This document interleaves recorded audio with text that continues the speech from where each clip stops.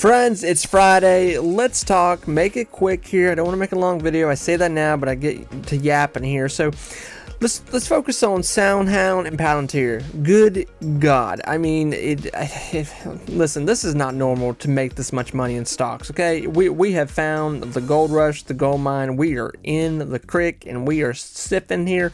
We're finding big chunks of gold here. So with that conversation, let's go right into SoundHound here. I think I've talked about SoundHound every freaking day, but listen, SoundHound is making people a lot of money right now. I think a lot of us were like, yeah, it's going to sell off to like $10. I don't know. What is going on right now in SoundHound land is absolutely bonkers. I mean, bonkers. The stock settled at 17 in like 2 cents a day. So to end Friday at after market, I know you could go on Robinhood and it's over $17 and still might be there, but it ended officially the market at 4:30 today at 16 in 91 cents. So amazing. And right now I had this up here. SoFi is getting beat by SoundHound. SoFi right now, it's been pretty high here lately, but SoFi right now is struggling to beat SoundHound. And obviously SoundHound is just, it's captured many different elements right now. SoundHound is in this thing, and I don't want to sound like a broken record. That's why I said I don't want to talk here too long. But SoundHound, not only do you have like just it's got hype, it's got FOMO, it's got all that around it, where people are just like, oh my god, like it's still going up. I need to buy more of it, and that's what's happening right now. Okay, well that's driving up price too. Well, too, you've got. The whole article situation on SoundHound has changed completely. This went from, maybe in 2025 SoundHound will do well, and now the conversation is SoundHound's really going to do well here. It's the underdog. It's coming up fast. We're expecting quarterlies to be double, triple revenue. And obviously SoundHound's still got some debt, but we think they can pay it off here this coming year. This is kind of the zeitgeist of what's going on right. There's my word, zeitgeist. There's what's kind of happening here right now with SoundHound. Okay, great. And this is what these are the two big fundamental elements right now that are just driving up the price in SoundHound. So, 2 weeks ago I was saying SoundHound's going $15. Well, we're past $15. Now I'm saying $20. Well, we're not far away. At this point, it's beating SoFi. So, and this is very interesting. Like, this is so interesting because look at this. This is the difference between two stocks right now. You have SoFi, who is murdering quarterlies, getting huge deals. Like everything there is that you need to see in a company with earnings and all that, and what's coming here in this coming year. Amazing. Like, it's all there. But SoFi is struggling to get to this $17 range and sustain it. SoundHound, who is not making nowhere near kind of SoFi money at the moment, who is still in a little bit of debt here, and who's pretty much new on the scene with a lot of stuff here, is now it's looking for 20. Now, obviously, I've been saying this, but I've been Jim Cramering it up here, where I'm expecting sell-off, but we're just not seeing it, okay?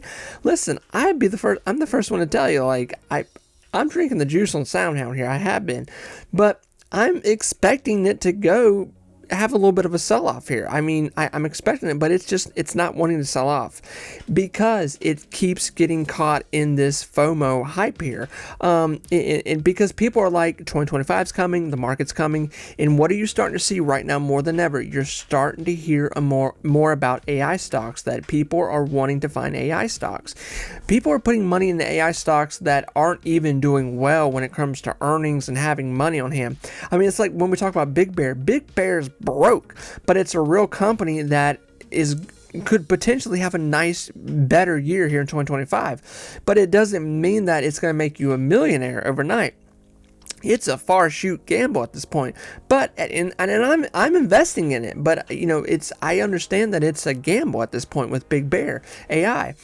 But SoundHound here is much closer situation. SoundHound going into 2025 here is like they're one huge big deal away from really changing the progression of their earnings, where they're going, and how their stock evaluation looks here.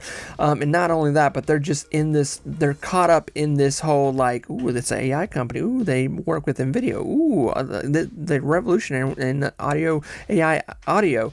So you have all this stuff working together, and it's really just, it keeps driving up the price right now in SoundHound. So that is, in a nutshell, that is what is going on right now in SoundHound. Good, great, because it's making people a lot of money.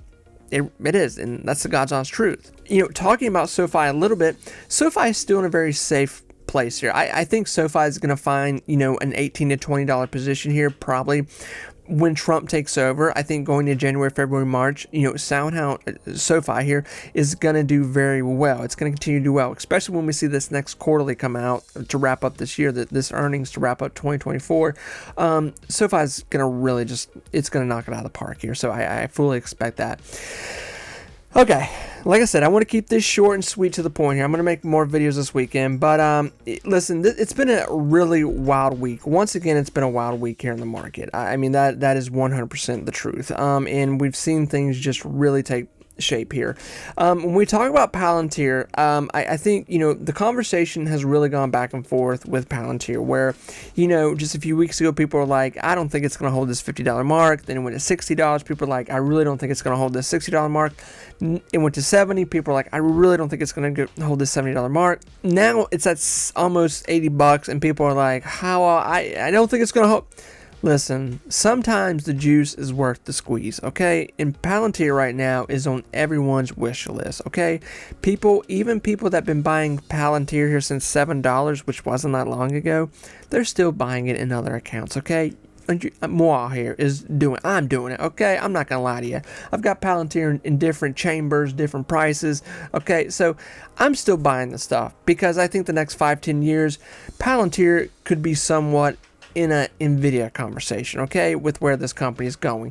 They have no competition close to what they're doing. That is a very dangerous conversation when we talk about the progression of how far they can go with how fast they can move in stock price, earnings, all that. Not to mention their pals, their buddies here with the new people coming in the office. So they've already got government contracts. We're expecting that to double and get bigger, which is just going to be more cherries on top of the already cherry-filled ice cream cake here.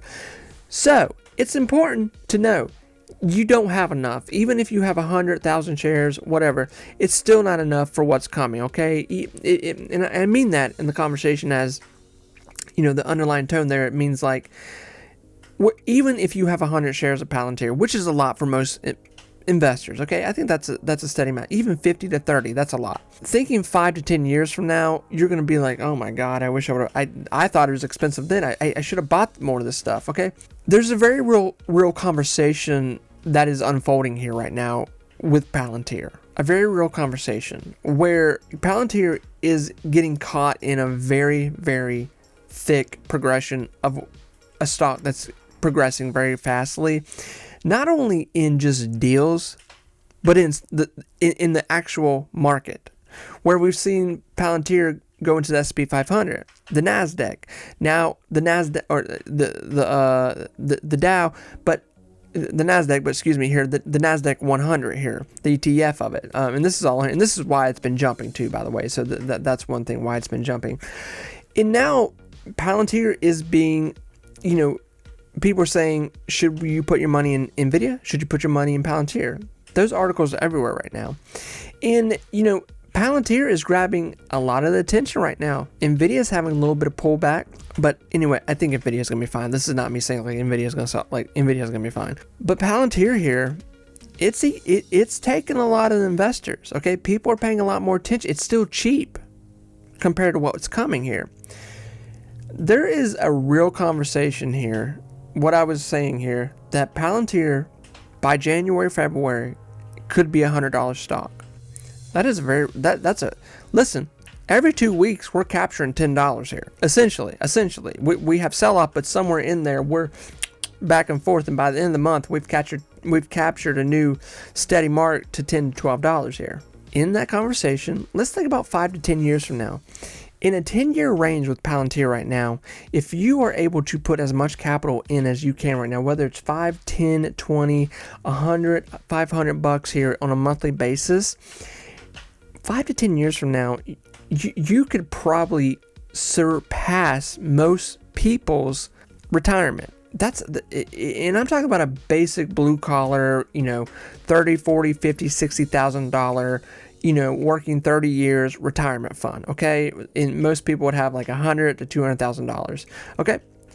Think about this. Think about Palantir keeps moving up here in progression. Palantir starts doing things we didn't even see coming here. They're capturing markets we just couldn't even fathom. Much like what Nvidia's done the past 2 years, okay? People were having these conversations about Nvidia 2 years ago. There's people that retired off Nvidia stock because they were having this conversation 4 or 5 years ago about Nvidia.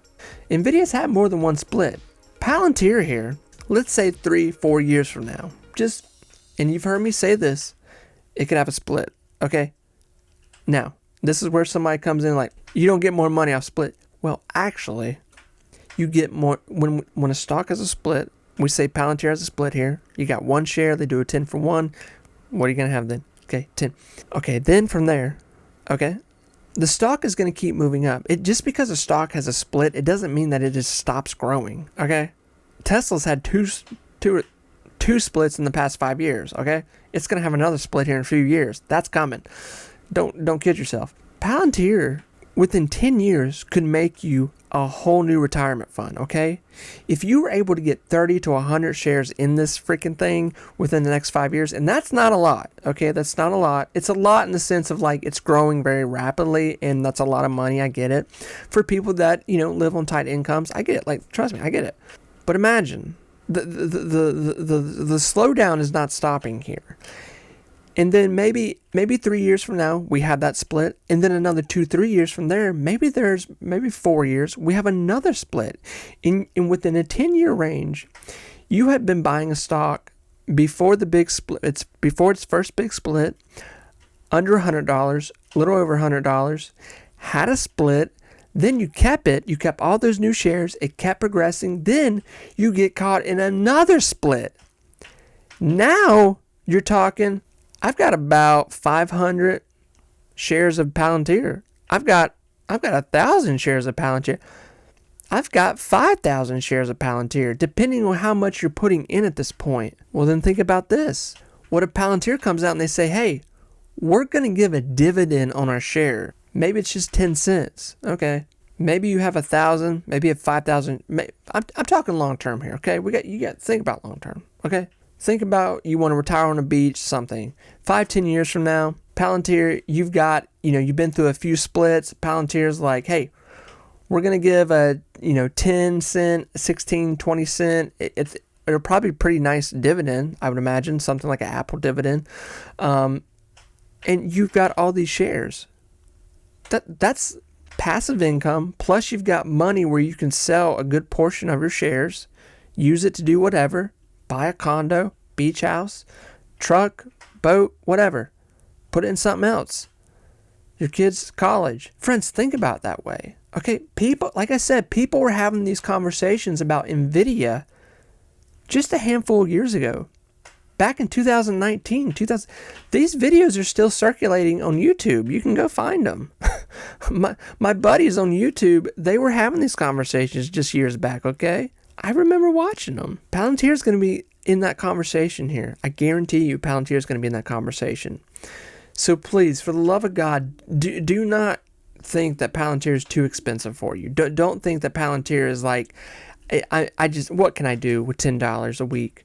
Friends, if you got $10 a week to put somewhere, for God's sakes, put it in something that's going to grow. Put it in Palantir, okay? I still buy Palantir every week. I just have a certain amount of money that every 7 days, Palantir. And I'm not even looking. I just know that $10, $20, whatever it is, 50, whatever, just goes in there. Okay, I do that for a lot of stocks, but it just constantly. But the progression of these stocks is not slowing down. SoFi, even SoundHound is getting in that conversation where, you just grab little by little. It's better than doing nothing. Friends, I think I've yapped enough. Tomorrow I will talk. Obviously, I can't shut up. And we will talk about something else here. But listen, be excited. if you're in Palantir, whether you got $5 in it, you got $5,000 in it, you're part of it, okay? And it's going to be a wild ride into this next few years, especially here in 2025. I think we're about to see, I think Palantir is going to really blow people away this year. I would not be shocked to see by summer Palantir at 120, 150, maybe more. I really do think if Palantir comes out with these next earnings that are bigger than what they just did, and they're even 10% bigger than what they just released on top of the 30+% they released of these last quarterlies that beat expectations, where it's going to be a rocket ship. It is going to be a freaking rocket ship here with Palantir, okay? Because it's going to be like, okay. Then you're going to start to see institutions come in here, and they're going to start buying large sums of Palantir, and that's when the food gets very expensive on the dinner table, because there's not going to be a lot of cheap meals left here. It's going to get real expensive. Friends, I'll talk to you soon. Bye, everyone.